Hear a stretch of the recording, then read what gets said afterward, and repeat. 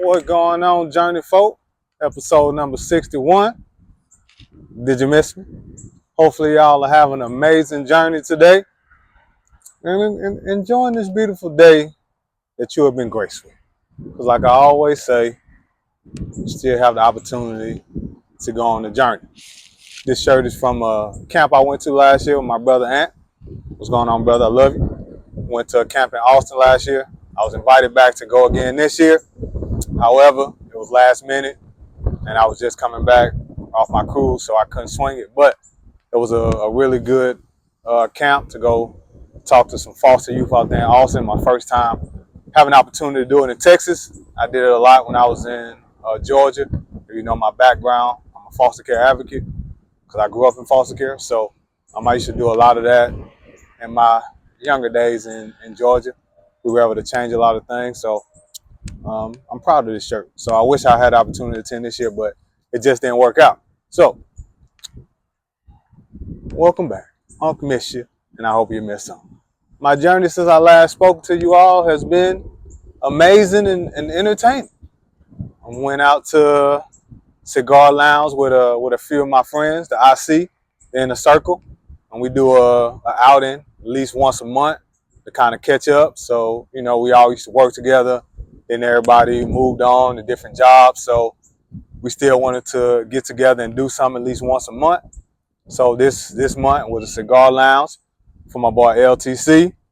My boy Robert, he always puts it together. So LTC, he a cigar guy. So we went to Cigar Lounge. Me personally, I don't smoke, don't drink hard liquor, but I still want to be around my people. So went to the lounge, a place called Cigar International. Really cool, nice chill vibe. It was a really good atmosphere. It was predominantly Caucasian, but some black people came in there, so it's kind of a mixture. The music was kind of a mixture. When they started playing dominoes, my friends had cigars and drank, and we just sat around for about 3 hours. They were smoking cigars and drinking, and we just talked. Had a couple glasses of water. I was a little tipsy off my water, but we had an amazing conversation, just going back and forth and just catching up. Even though we got a group chat, it's still good to see everybody and communicate and talk to them. So I really enjoyed it. Even though I'm not a fan of smoke and things of that nature, it wasn't that bad. I've been to a cigar shop one other time with LTC for his birthday, and it wasn't that bad. So I always said I'd go back because the atmosphere is a real cool, chill environment. You see a lot of different people there from a lot of different backgrounds, and all communicating, all having conversations with each other, all talking and co-mingling, intermingling. And it's nice. It's not just men, it's women there as well. So, girl groups go there, men go there and co-mingle and have a conversation. They might have sporting games on and some of that nature. So it was real cool. I enjoyed Cigar International more than I did the other spot because it's bigger. So they have two locations, and it was real chill. So I'm glad I got to spend this time with the LTC and enjoy that.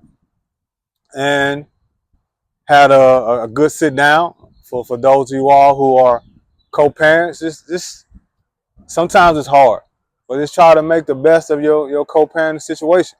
Communication is key. You have to talk it out. You have to communicate with one another. And then if your co-parent has a significant other, then that also gonna be tricky. But somebody has to be the adult. Somebody has to let everybody know that it's all about the kids. No matter how I feel about you, no matter how you feel about me, no matter how this person feel about my significant other, how I feel about your significant other, at the end of the day, it's all about the kid. So we have to come to some type of commonality or agreement because of the kids. Because when we're not on one accord, the kids suffer. And I think as adults, we get lost in that. We get lost in our feelings.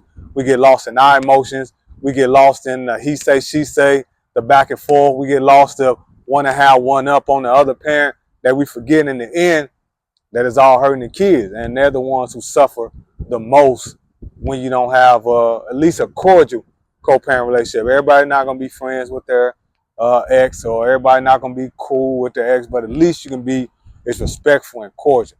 That's baseline. At least you can be respectful and cordial. So, Sweets and I, we had a respectful, cordial meeting with other co-parents, and met at a park and was able to have a conversation. And it started out a little rocky. Thought I was going to turn left.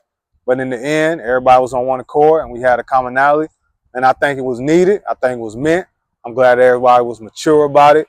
And we were able to get it out the way and move forward in our co-parenting relationship. Then spent some time watching the Olympics. It's here. I enjoyed the Olympics. I enjoyed it thoroughly. I'm enjoying watching all the games. Watch swimming.